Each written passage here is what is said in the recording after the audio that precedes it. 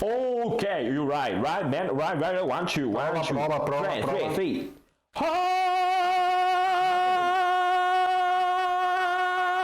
Ok, prova. Salve a tutti viaggiatori! Il tema di questo video fa parte di una categoria che a me interessa molto: le differenze fra Nord e Sud Italia. Ci siamo spesso interrogati su quali potessero essere queste differenze e da dove potessero venire.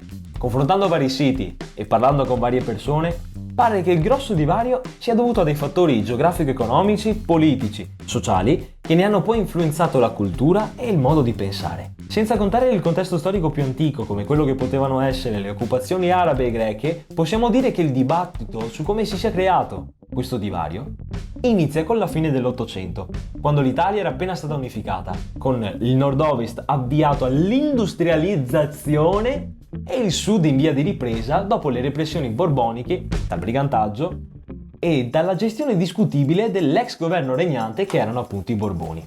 Al di là di questo, attualmente esistono ancora gli stereotipi portati avanti dai social, da italiani e non, che sottolineano continuamente i luoghi comuni delle due parti, facendo spesso di tutta l'erba un fascio. Già.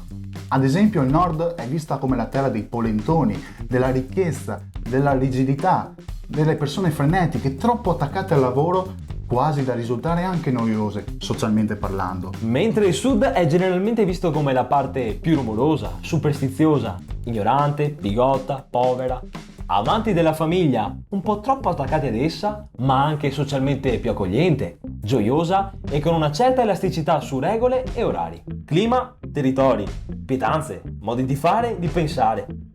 Ma noi in cosa ci somigliamo allora? Niente. D'altronde, anche in altri paesi la realtà interna è divisa, ma il caso italiano sembra essere quello più lampante. Che poi non è che è nord e sud, cioè addirittura da regione a regione o da provincia a provincia. Da provincia a provincia. Se proprio vogliamo fare quelli proprio ad hoc, è da comune a comune. da comune a comune. Purtroppo, come detto in precedenza, le differenze più sostanziali e peculiari derivano più che altro dal passato. Quindi nel nostro piccolo ci trasportiamo un macigno di 160 anni.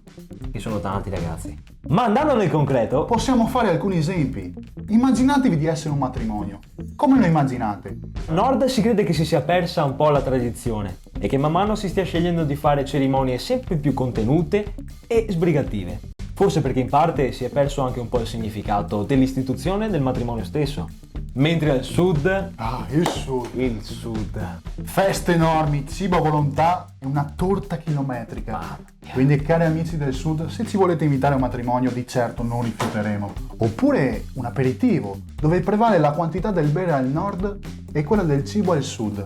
Se non sapete cos'è un aperitivo, a Venezia abbiamo fatto un video interamente dedicato ad esso. Se si parla delle feste come Natale e Capodanno, al nord la festa riguarda il singolo giorno, con un pranzo modesto e con parenti proprio quelli più vicini, mentre al sud la festa parte dal 24 e finisce al 1 gennaio, anche qui con tanto cibo e tante persone invitate. Sì, a volte neanche della famiglia, addirittura i vicini. Quindi, per concludere, direi che la nostra opinione a riguardo è che se capissimo tutti il nostro valore culturale e se abbattessimo quelli che sono gli stereotipi che ci accompagnano da tempo immemore ormai, unendo l'esplosiva creatività del sud con la metodica costanza del nord, Di certo il nostro paese diventerebbe un posto migliore.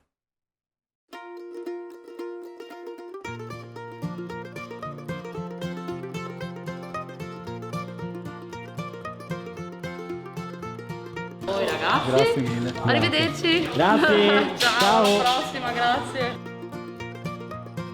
oh sì, ci siamo finalmente, andiamo a mangiarci ste pietre. E con questo, buon appetito. Al prossimo video.